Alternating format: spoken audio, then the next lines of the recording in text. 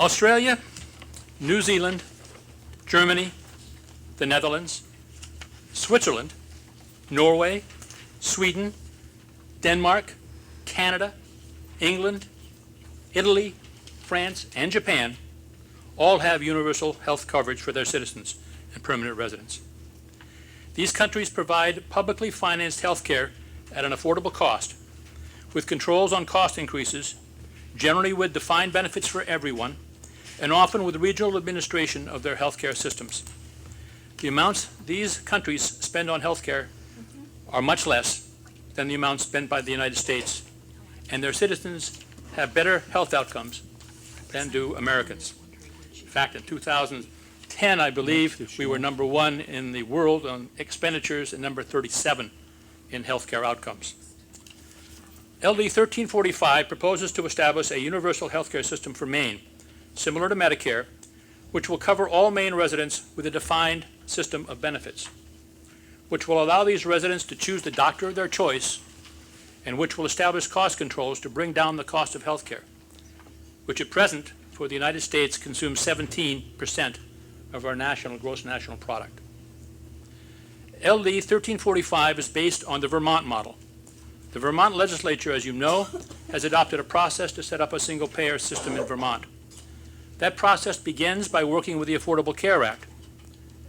The federal government will issue a waiver in 2017 to allow states to use federal Medicare and Medicaid money, as well as other federal money, to come up with their own system of health care, provided that the coverage and benefits exceeds that under the ACA. Vermont will use that federal money, together with state money, to establish a universal health care system for all Vermont residents. This bill proposes a similar process. Now, can Maine afford a universal health care system?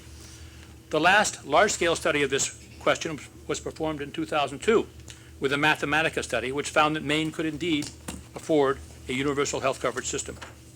Since then, Representative Pauline Beaudoin, a member of this committee, has consistently sponsored a bill in the last few legislatures to update that study.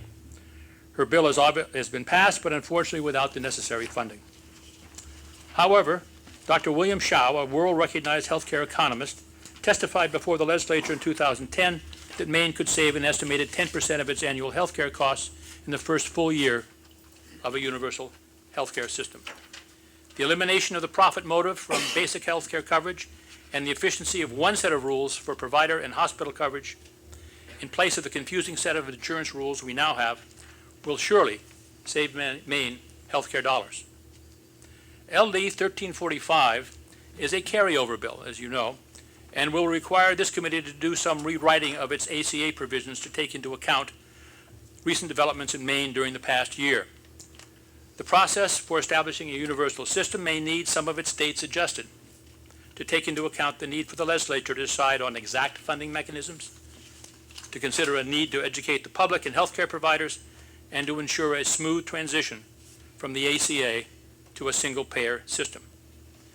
This bill provides a process which will allow Maine to develop its own universal healthcare system while still ensuring universal coverage, quality healthcare, a choice of healthcare providers, containment of healthcare costs, and efficient administration and public input to the legislature and the governor.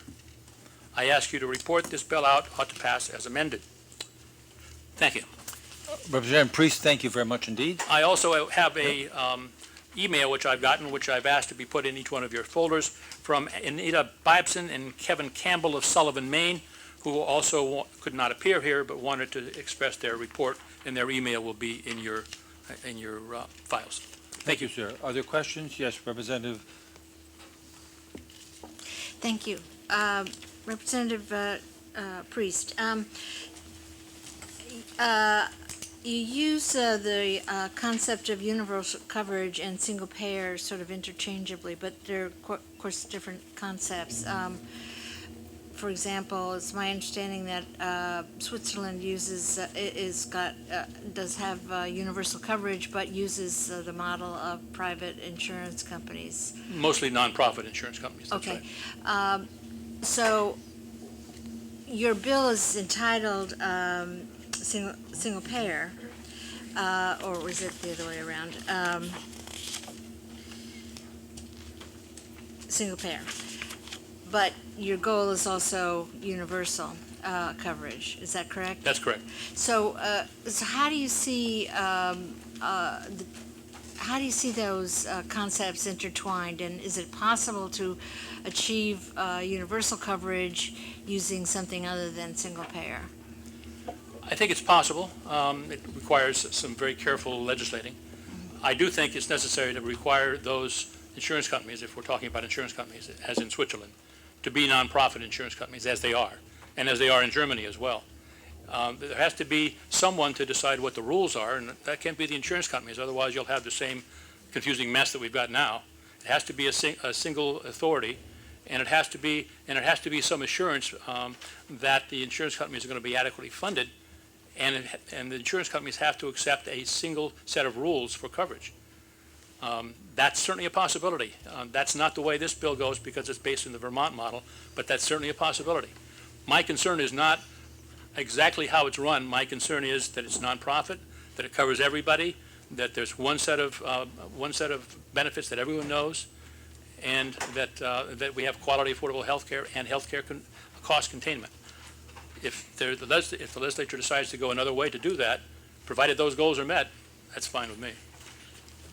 Thank you. Another question from the yes, Representative Priest, please, and then we'll move on. Thank you. Has your group that you've done all this thinking on considered Medicare for all as being the single-payer opportunity, or what's your thought about that? Well, I think this is somewhat of a Medicare for all system. In fact, you'll see some buttons that say improve Medicare for all. This is a state-run system, however, and Medicare, of course, is a federal system. As nice as it might be to have a federal single-payer act, I don't think that's in the cards right now. I think it's going to be run on the state level. Interestingly enough, a lot of the countries that have universal coverage do run it on a regional or province or canton in Switzerland's way, and that's fine with me. I'm glad to have that. As long as those benefits are gotten, as long as everybody can afford it, as long as the costs are controlled, that's fine.